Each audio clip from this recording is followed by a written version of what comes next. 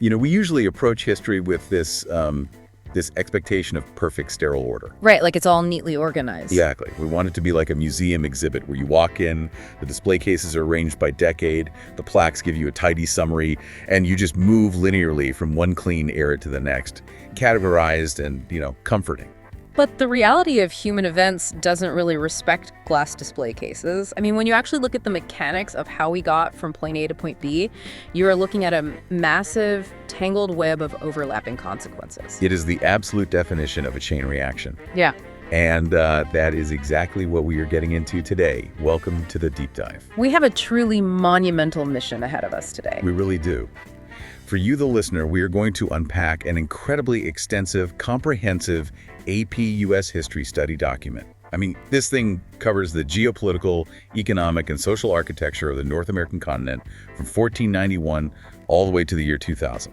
Yeah, and we are not just looking at a dry textbook here. The material we're analyzing is a massive collaborative study guide. It is packed to the brim with timelines, court cases, economic panics. Oh, and the best part is that because it's a living shared document, it includes these completely bizarre student-added doodles right in the margins. They're amazing. They really are. As we're scrolling through centuries of brutal geopolitical conflict, there is suddenly a tiny, highly detailed orange frog. Just hanging out next to the colonial era. Right. And later there's just a picture of a jelly donut. And my personal favorite, right next to a dense section on the 1920s New Woman, someone has highlighted the text and added a note that just says, "Changes, bozo, haha." Which is honestly a profound, albeit hilarious way to look at it, because beneath those doodles, the core philosophy of this document and our entire approach today is understanding that history is not just a list of names and dates. It's all connected. Exactly. Every single major event, every era of peace or devastating war is the mechanical result of a previous solution. You cannot understand the sheer carnage of the Civil War without understanding the specific technological innovations of the decades prior. Right, or you can't understand the American Revolution without understanding the tax policies of a global conflict that happened a decade earlier. It is an unbroken chain. So let's trace that chain. Let's start with the collision of these isolated biospheres in 1491. Yeah, because the catalyst for European exploration wasn't just a sudden sense of adventure. Europe was fundamentally restructuring itself. Right? Very much so. They are emerging from the feudal system, where land was the only measure of wealth and power, and transitioning into the Renaissance, which brings a massive economic shift toward merchant capitalism. So they desperately need the goods flowing out of Asia. Right, but the overland trade routes are tightly controlled by Islamic empires that functionally bottlenecked European access to those markets. So European monarchs are hunting for a bypass, a water route. Exactly. They are driven by the overarching motives of gold, God, and glory.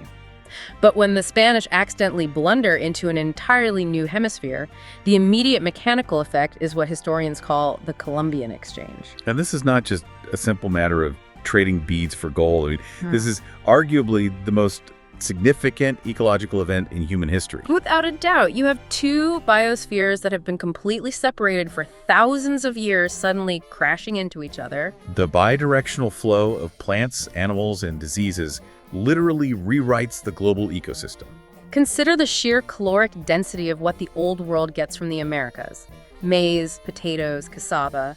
Before this exchange, the European landmass could only support a certain population threshold. Right. They were maxed out. Exactly. But the introduction of the potato to Northern Europe or maize to China completely shatters that ceiling. Suddenly, the land can support massive population booms. Which eventually provides the sheer human capital required for the Industrial Revolution, right? You nailed it. But the darker side of that exchange is what the Old World sent to the Americas. The export of disease. Yeah, smallpox, influenza, measles. The indigenous populations had zero genetic resistance to this stuff. None. We are talking about whole civilizations being severely weakened or entirely decimated before they even directly saw a European explorer. Just simply because the pathogens spread faster along native trade routes than the explorers did. That's terrifying. It is. And as the Spanish realize they aren't in Asia, but have found this massive landmass with complex, wealthy societies like the Aztecs and the Incas, their entire mechanism of colonization pivots to extraction. Which leads to the encomienda system. Let's look at how that actually functioned on the ground. Yeah, break it down. So the Spanish crown would grant a colonist a specific number of Native Americans, The ostensible deal was, protection and religious conversion. But functionally. Functionally, it was a brutal system of forced labor designed to pull precious metals out of the earth. And to ensure the crown in Madrid captured the wealth, they instituted el quinto real, which was a strict 20% tax on all extracted wealth. And to manage the incredibly complex society resulting from this, Spanish colonizers, indigenous peoples, and eventually enslaved Africans, the Spanish engineered a rigid caste system. Oh, right, the Peninsulares, the Creoles, mestizos. So, exactly. It wasn't just social prejudice. It was a codified legal hierarchy based entirely on race and birthplace. It was designed to keep power concentrated in the hands of the Peninsulares, those born in Spain. I find it really helpful to view the different European colonial powers as competing corporate franchise models. Oh, I like that analogy. Yeah. So the Spanish franchise model is essentially a heavy industry mining operation grafted onto a megachurch. Extract the silver, convert the locals via the mission system, and funnel the profits to the CEO in Europe. But if you look at the French franchise in places like the Mississippi River Valley, their model isn't about massive settlement or heavy mining.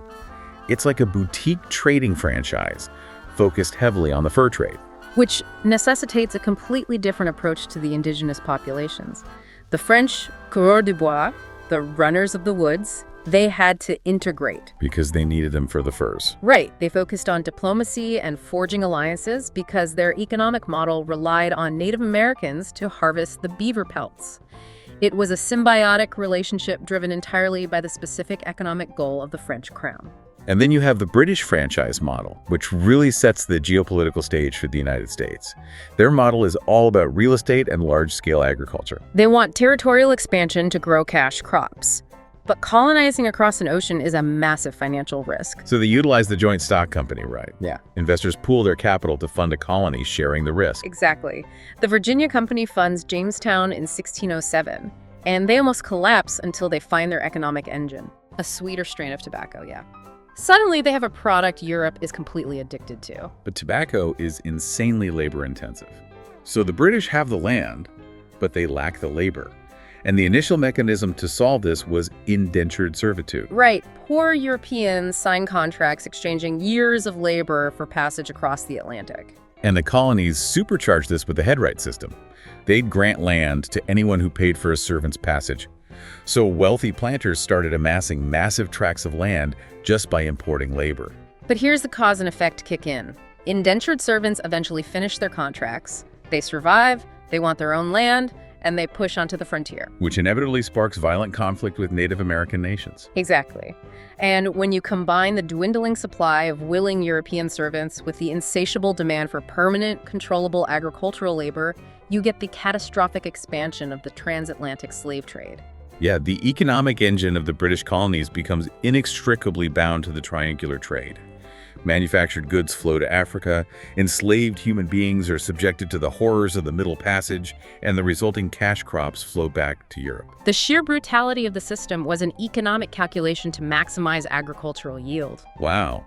And while that horrific economic engine is being built, the sheer physical distance from the crown forces a profound political evolution, doesn't it? It has to. The tyranny of distance means you cannot wait months for a ship to cross the Atlantic to tell you how to resolve a local property dispute. So, out of pure logistical necessity, the colonies begin generating their own democratic mechanisms. You get the House of Burgesses in Virginia in 1619 and the Mayflower Compact up north. Where the Pilgrims basically agree to form a civil body politic before they even step off the boat. But wait, weren't the colonists constantly fighting Native Americans during all this internal democratic development? Oh, absolutely. The English economic model required constant land acquisition. That hunger for real estate drives conflicts like the Anglo-Powhatan Wars, the Pequot War, and Metacom's War, or King Philip's War. Which fundamentally broke the balance of power in New England and decimated native populations, all to clear the way for colonial expansion. Right, so by the mid-1700s, you have this fascinating dynamic: booming colonial economies, local self-governance, and a British parliament that is largely practicing salutary neglect. Essentially ignoring the colonies as long as the trade revenue keeps flowing. Exactly. But that era of being left alone abruptly and violently ends because of the 7 Years' War, or the French and Indian War. Right, so the British win the war against the French and secure North America. But the victory bankrupts the British Treasury. So the Crown looks at the colonies they just spent a fortune defending and decides it is time to extract revenue directly. Salutary neglect is officially over. This is where a landlord analogy perfectly illustrates the psychological whiplash here. Imagine you've been renting a house for 150 years. The landlord lives on another continent. You never see him. You've repaired the roof, you've built an addition, you basically govern the neighborhood. Right. Suddenly, the landlord shows up, tells you that you can't use the backyard anymore, and quadruples the rent to pay for a lawsuit he just won. The resentment is immediate, and the first friction point, the landlord closing the backyard, is the Proclamation of 1763. Right. The British draw a line down the Appalachian Mountains and forbid the colonists from settling the newly acquired western land. Hoping to avoid costly new wars with Native American tribes. But the colonists, who just bled for that land, are furious. Then comes the rent hike. The Stamp Act places a direct tax on all printed materials. The mechanism of colonial pushback here is vital, though, because they don't just complain, they organize. The Sons of Liberty enforce massive economic boycotts. They realize that if they stop buying British goods, the merchants in London will bleed money and pressure Parliament to back down. And this introduces the ideological core of the conflict, right? No taxation without representation. Exactly. Because they don't elect members to Parliament, Parliament cannot legally seize their property via taxes. Only their local colonial assemblies hold that right. But the British counter with the concept of virtual representation. They argue that Parliament considers the well-being of the entire empire when passing laws, rendering actual geographic elections irrelevant. Which the colonists view as completely absurd. So the British try again with the Townshend Acts taxing paper, tea, and glass. The boycotts resume, and the British deploy troops to occupy Boston to enforce the customs laws. So you have an armed, standing military occupying a civilian city during peacetime. The tension snaps at the Boston Massacre. The British briefly retreat, repealing most taxes except the one on tea. And the Tea Act is fascinating because it actually lowered the price of tea, but it gave a monopoly to the British East India Company. The colonists recognized the Trojan horse. If they accepted the cheap tea, they were implicitly accepting Parliament's right to tax them. Hence, the organized destruction of the cargo during the Boston Tea Party. And the British reaction to that is what pushes the situation past the point of no return. They pass the Intolerable Acts, or coercive acts, shutting down Boston Harbor until the tea is paid for. They essentially padlocked the city's economy and revoked the Massachusetts Charter. The intended mechanism was to isolate Massachusetts and terrify the other colonies into submission. But the actual effect was the exact opposite. It proved to Virginia and Pennsylvania that their own charters could be revoked at a moment's notice. It unifies them. The First Continental Congress forms to coordinate a unified resistance. The eviction fight has begun. And the intellectual ammunition for this fight comes straight from the Enlightenment. John Locke's concept of the social contract and inalienable rights provided the logical framework. Governments exist solely to protect the rights of life, liberty, and property. If the government becomes the entity threatening those rights, the contract is broken. And Thomas Paine weaponizes that philosophy with his pamphlet Common Sense. He translates dense Enlightenment theory into plain, aggressive rhetoric. He points out the sheer geographical absurdity of an island ruling a continent.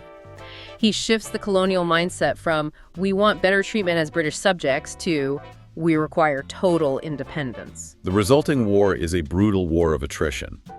But the turning point at Saratoga is purely about global optics, right? Absolutely. By defeating a major British army at Saratoga, the Americans proved to France and Spain that this is a viable rebellion. Benjamin Franklin parlays that victory into a formal alliance, bringing in the French Navy and military funding, which is the exact mechanism that traps the British at Yorktown and forces the surrender. The Treaty of Paris is signed, the Americans win, but the immediate aftermath reveals a profound vulnerability. They draft the Articles of Confederation. But wait, if they just fought a war for independence, why build a government designed to be weak? Because if you look at the mechanics of the Articles, they are a trauma response to British rule. Terrified of a strong central executive, they build a federal government that is intentionally, almost fatally, weak. Right. They didn't view themselves as a single nation. They were a loose alliance of independent states. The federal government, under the Articles, had no power to tax, no power to regulate interstate commerce, and no power to raise a standing army. It was essentially a diplomatic forum, not a government. And the catastrophic failure of this system becomes undeniable during Shays' Rebellion. Right. You have indebted Revolutionary War veterans in Massachusetts who had been paid in worthless continental currency, now having their farms seized by the state for unpaid taxes. So they rebel. They march on the courthouses. And the federal government is called upon to intervene, but they literally cannot afford to raise an army to suppress the rebellion. It terrifies the political elite. George Washington and James Madison realize that a government that cannot maintain domestic order cannot survive. This panic directly causes the Constitutional Convention. They realize they have to scrap the Articles and build a stronger central authority, but they are still paranoid about tyranny. So the document becomes a massive engine of compromise. The Great Compromise invents the bicameral legislature to balance the power of large and small states. But the darkest political math of the convention is the 3/5 compromise. Southern states demanded their enslaved populations be counted to boost their representation in Congress. Despite treating those individuals as property devoid of all human rights. Right. By agreeing to count 3/5 of the enslaved population, the founders baked the brutal reality of slavery into the very arithmetic of American political power. And the ratification process birthed our first political fashions. The Federalists, led by Hamilton, pushing for the new Constitution with a strong central government, and the Anti-Federalists, who demanded a Bill of Rights to explicitly restrict the new government's ability to overreach. Washington takes office and sets the operational precedents of the presidency, serving 2 terms, maintaining neutrality. But his administration immediately fractures over Alexander Hamilton's financial architecture. Hamilton wants a national bank and wants the federal government to assume state debts to build international credit. And this triggers the first great constitutional crisis. Thomas Jefferson argues for strict interpretation. If the Constitution doesn't explicitly grant the power to build a bank, the federal government cannot do it. But Hamilton argues for loose interpretation, utilizing the necessary and proper clause. Hamilton wins the bank, but the ideological fracture between federal power and state sovereignty is permanently cemented.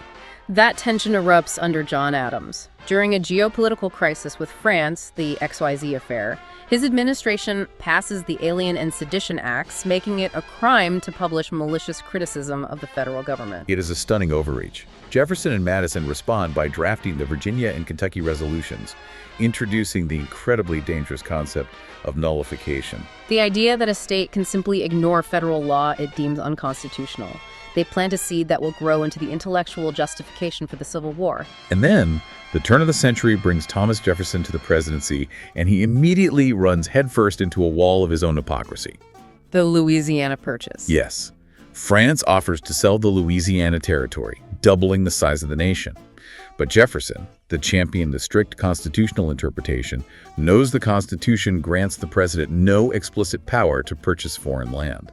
But the pragmatism of securing the Mississippi River overrides his philosophy. He adopts Hamilton's loose interpretation, claims the purchase falls under his treaty-making powers, and signs the deal. It is a massive pivot that sets the stage for the next century of expansion. But as the nation expands, it gets dragged back into conflict with Britain. The War of 1812. It's caused by the British impressment of American sailors and their arming of Native American confederacies in the West, led by Tecumseh. Militarily, the war ends in a muddy stalemate with the Treaty of Ghent. But the cultural and political effects are massive, aren't they? Huge. Andrew Jackson's overwhelming victory at New Orleans sparks an explosion of American patriotism, and it functionally destroys the Federalist Party. Because they had met at the Hartford Convention to oppose the war, making them look treasonous in the face of post-war patriotism. Exactly. This ushers in the era of good feelings under Monroe, highlighted by the Monroe Doctrine, where America claims the entire Western Hemisphere as its sphere of influence. But while the U.S. is flexing internationally, its internal architecture is being completely rewritten by the market revolution. We're looking at a fundamental shift in how human beings interface with the economy. Technological catalysts change everything. Eli Whitney develops interchangeable parts, pulling production out of artisan workshops and into mass-producing factories. Robert Fulton's steamboats and the completion of the Erie Canal collapse the cost and time of moving goods. You see the emergence of a specialized, interconnected national economy. But the most consequential technological innovation is Whitney's cotton gin. Before the gin, separating the seeds from short-staple cotton was so labor-intensive that slavery was actually becoming economically unviable in some regions. The tragic paradox here is that a machine designed to make processing so efficient ends up supercharging the demand for human bondage.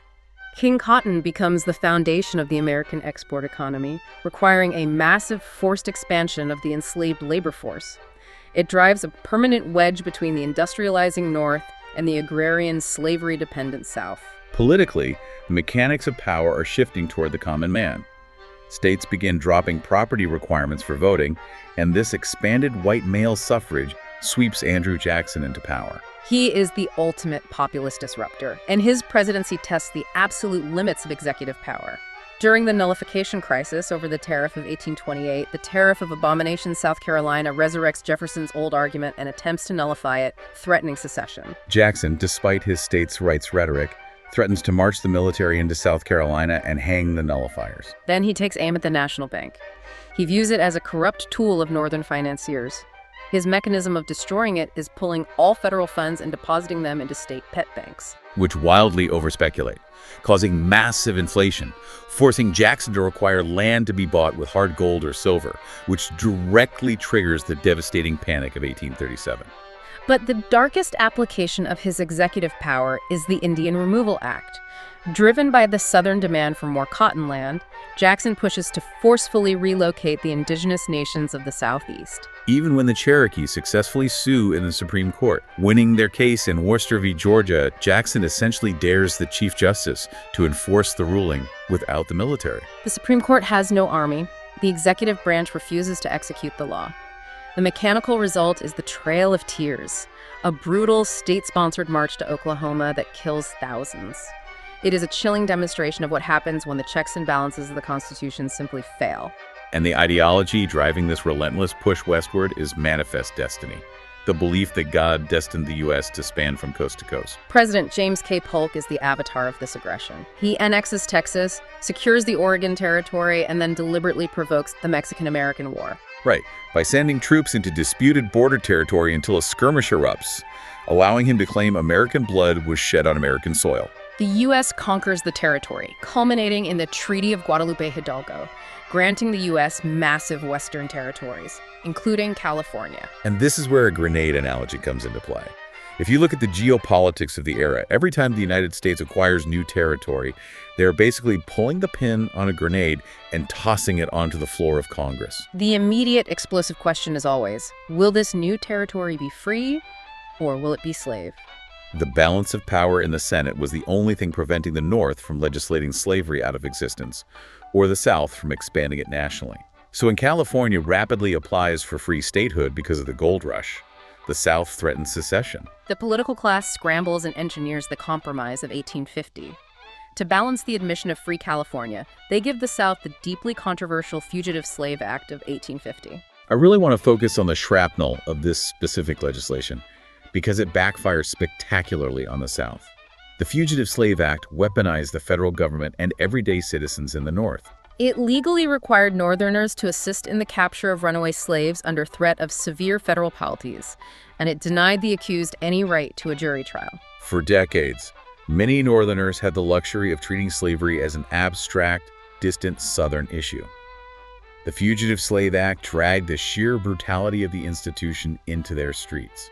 It forced them to be complicit. The mechanical effect was the massive radicalization of the Northern populace, which was aided heavily by Harriet Beecher Stowe's Uncle Tom's Cabin.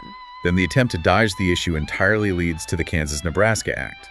Senator Stephen Douglas introduces popular sovereignty, letting the settlers vote on whether to allow slavery. Which is a catastrophic miscalculation. It directly causes Bleeding Kansas. Armed pro-slavery forces and anti-slavery abolitionists like John Brown flood the territory and murder each other. The national political parties shatter under the strain, giving birth to the purely regional anti-slavery Republican Party. And the Supreme Court tries to settle the issue once and for all with the Dred Scott v. Sanford decision. The point of no return. Chief Justice Roger Taney issues a sweeping ruling. Enslaved people are not citizens, they are protected private property. And crucially, Congress has absolutely no constitutional authority to ban slavery in any territory. He effectively made all states slave states in practice. It confirmed the North's worst fears. When Abraham Lincoln wins the election of 1860 without a single Southern electoral vote, the South realizes they have lost control of the federal government. The mechanical effect is the secession crisis and the formation of the Confederate States of America. The Civil War begins. If we look at the strategic mechanics of the war, the Union relies on the Anaconda Plan. Blockade the ports, control the Mississippi to sever the Confederacy, and slowly strangle their economy. While the South relies on cotton diplomacy, hoping to withhold cotton to force Britain and France to intervene militarily on their behalf. But Lincoln outmaneuvers them geopolitically at the Battle of Antietam. He uses the Union victory to issue the Emancipation Proclamation. By redefining the war as a moral crusade to destroy slavery, he makes it politically toxic, basically moral blackmail, for any European power to intervene. Cotton diplomacy is neutralized. And you have Gettysburg breaking the Confederate offensive capability, and Sherman's march to the sea using scorched earth tactics to break the South's will. The Union is preserved, but wait, the North won. The 13th, 14th, and 15th Amendments were passed to end slavery and grant citizenship and voting rights. Why didn't Reconstruction stick? Because of the political clash. The assassination of Lincoln fundamentally derails Reconstruction. Andrew Johnson, who takes over, is incredibly lenient towards Southern aristocrats, which constantly clashes with the radical Republicans in Congress.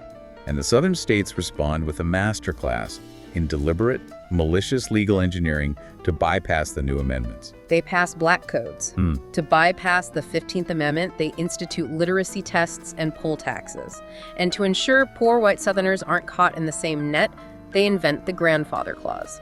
And when legal trickery wasn't enough, the rise of the KKK uses systemic terror to suppress the vote. The Northern public eventually loses the political will to continue the military occupation.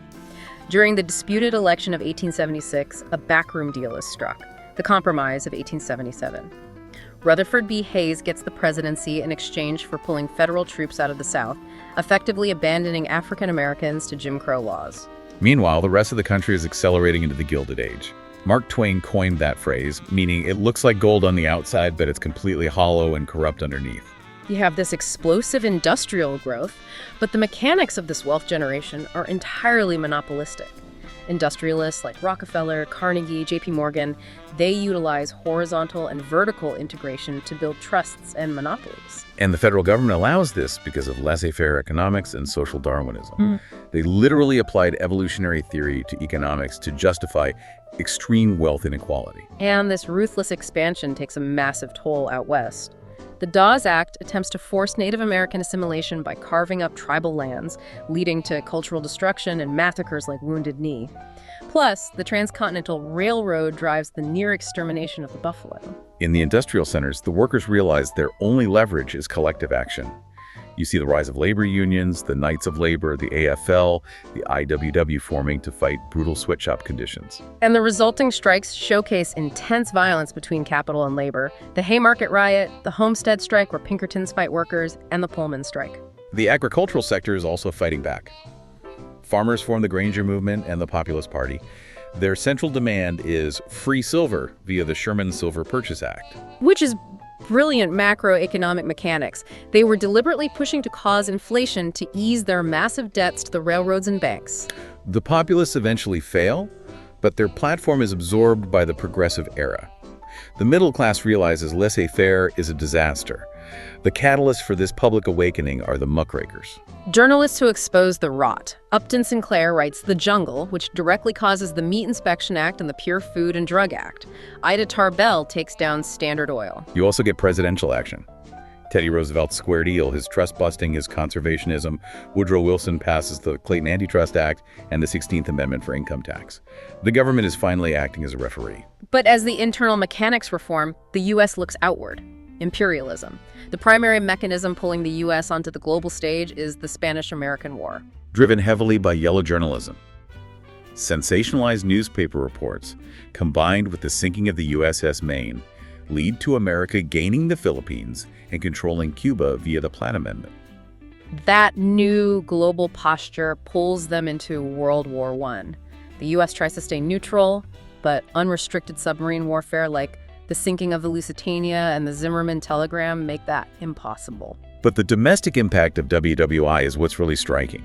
The government strictly curtails free speech with the Espionage and Sedition Acts. Upheld by the Supreme Court in Schenck v. United States. Right. Simultaneously, you have the Great Migration, where massive numbers of African Americans move north for industrial jobs. Which perfectly sets the stage for the massive cultural shifts of the Roaring '20s. And this is where we return to that margin doodle. Ah, yes. Changes bozo haha scribbled next to the new woman. It's funny, but it pivots perfectly into a serious discussion. The 1920s had economic boom times, but there was massive pushback against traditional gender roles with flappers, the 19th Amendment giving women the vote, and the cultural explosion of the Harlem Renaissance. But every action produces a reaction. The counterreaction is the National Origins Act, establishing strict immigration quotas, the resurgence of the KKK, and prohibition with the 18th Amendment. And that prosperity was a house of cards. The Great Depression hits. Black Tuesday in 1929 and the subsequent panic. Herbert Hoover's inaction and the Hawley-Smoot tariff drastically worsened the global economy. Enter FDR's response. The New Deal. He unleashes an alphabet soup of agencies. The FDIC, the SEC, the TVA, the WPA, Social Security, that massively expanded federal power. But did the New Deal actually end the Depression? It provided relief, but no. WWII's massive industrial demand is what truly ended the economic stagnation. The attack on Pearl Harbor instantly ends isolationism. The home front transforms. You have Rosie the Riveter, the Double V campaign. But you also have the tragedy of Japanese internment under Executive Order 9066. The war ends with island hopping in the Pacific, D-Day in Europe, and Truman's fateful decision to use the atomic bombs developed by the Manhattan Project to force Japan's surrender. Which ushers in the Cold War. You have a new reality. With mutually assured destruction, or MAND, direct war is impossible. So the U.S. adopts containment. The Truman Doctrine, the Marshall Plan, and NATO aim to stop Soviet expansion. And this brings us to the jelly donut doodle. Yes, the legendary reference to JFK's Ich bin ein Berliner speech at the Berlin Wall, where he grammatically called himself a jelly donut. But regardless of the grammar, it was a defining moment of Cold War cultural standoff against Soviet totalitarianism. At home, though, the Second Red Scare, HUAC, and McCarthyism lead to extreme paranoia and suppressed civil liberties. Meanwhile, the civil rights movement sparking. Brown v. Board of Education strikes down separate but equal. MLK and the SCLC use nonviolent protest, the Montgomery bus boycott, the March on Washington, while facing horrific backlash like the murder of Emmett Till and intense police violence. The strategy works, leading LBJ to pass the Civil Rights Act of 1964 and the Voting Rights Act. LBJ also launches his Great Society. A war on poverty, creating Medicare and Medicaid, which sparks conservative backlash over government spending. And his legacy is overshadowed by Vietnam. The domino theory pulls the U.S. into a disastrous proxy war with the Gulf of Tonkin and the Tet Offensive. The fallout is massive. The anti-war movement, the counterculture, the credibility gap created by the Pentagon Papers. Then Nixon's Watergate scandal severely damages public trust in government. Followed by economic stagnation in the 1970s, stagflation under Carter, driven by deindustrialization and the OPEC oil embargo. Setting the stage for the rise of the new right conservative coalition in the 1980s. When you step back and connect all the dots we've covered from this document, the incredible chain reaction of American history is undeniable. Attacks on paper leads to a new nation. A machine to clean cotton entrenches a brutal slave system and causes a civil war. A failed peace treaty after WWI creates WWII, which breeds the atomic age and the Cold War. Exactly. Which leaves us with a final provocative thought for you to explore on your own. If history is an unbroken chain of cause and effect, where every solution breeds the next era's massive conflict, just like the New Deal solved the Depression but created massive debates over federal power that still reigns today, what current solutions in our highly globalized world of Period 9 are quietly planting the seeds for the conflicts of tomorrow? That is the thought that should keep you awake at night. We want to thank you for joining us on this exhaustive deep dive into the forces that built, broke, and remade the United States. Encourage yourself to keep looking for the why behind the what. We'll see you next time.